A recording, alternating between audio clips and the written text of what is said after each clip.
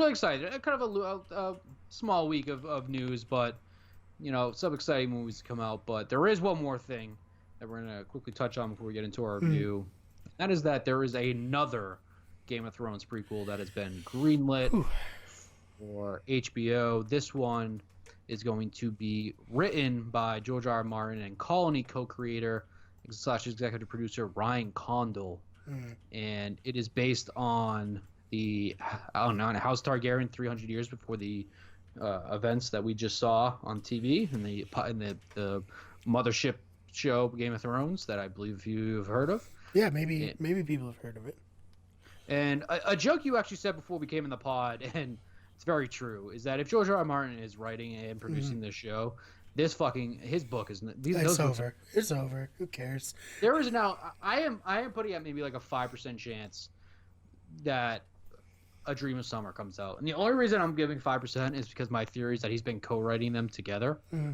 But yeah, those books ain't never coming out. But at least we're gonna get a show. And honestly, the Double D's are nowhere near involved. This is obviously probably gonna have a budget, just because they've seen the fandom that these shows pulled in. That's pretty fucking massive. Right. And if D&D's not involved, George R. R. Martin is, some fresh faces, sign me up. Because I think the world of Westeros and its history, there's so much more than they can go off of, especially stuff that's the story's solidified. This is all gonna be based on his Fire and Blood book, which is based on the history. Really cool.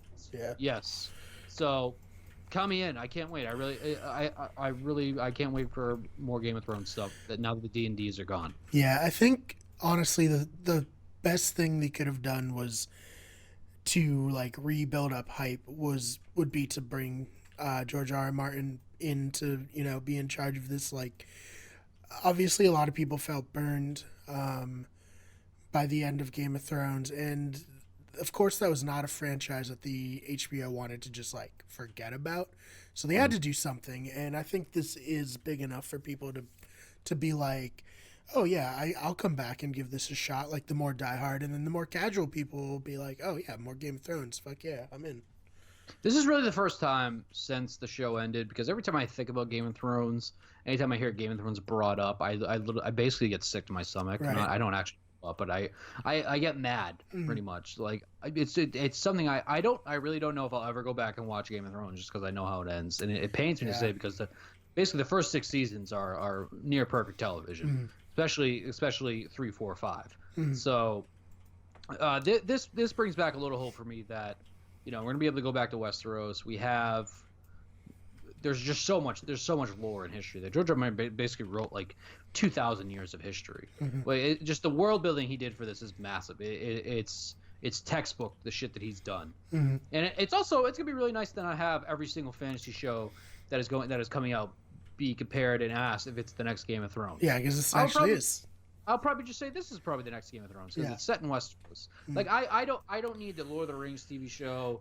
I don't need The Witcher, and I'm pretty sure we've said it on the show, and it's a term I want to stop using. Is this the next Game of Thrones? Fuck that, because I technically don't want any show to be the next Game of Thrones, because I don't need any show to literally just like bring my mood down for 2 weeks because of how fucking awful it ended with writers that don't give a shit. But Benioff and Weiss can't hurt us anymore. They're not involved in this. I'm sure they'll probably get some bullshit producer credit when they have nothing to do with the show, which is great. Yeah, they can go do their fucking Star Wars series. Yeah. But I'm in on this. I'm looking forward to it. It probably will be several years before we get it, because the other Game of Thrones show, which I have no idea what it's even about. I believe it's been cast. I don't even know if they've shot any of it. I don't know if there's even a timetable for when it's going to come out. But whatever that's going to be, sure. But now, if this is going to be based on House Targaryen, which a lot of fucked up shit went on, a lot of cool shit went on, we're going to obviously get a lot of dragons, because there were a lot of dragons back then. Oh, yeah. We're stretching that CGI budget. Oh, man, I can't wait. Because technology when this show comes out is going to be advanced than what it is now. So count me in. Maybe just keep Ghosts. Don't cut Ghosts.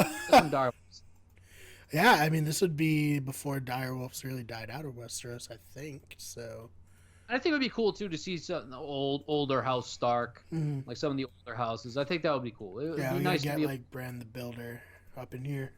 we're not dealing with any of the consequences of how the show ended. It's all a prequel. I think all the shows that they plan to come out are prequels. I don't really know how they would come out with sequels. So Yeah, no great. one wants to touch a sequel series right now. But yeah, that's I our, think. Sorry. I was gonna say that's our news for the week. Yeah, I think that's a lot of interesting stuff for us to look forward to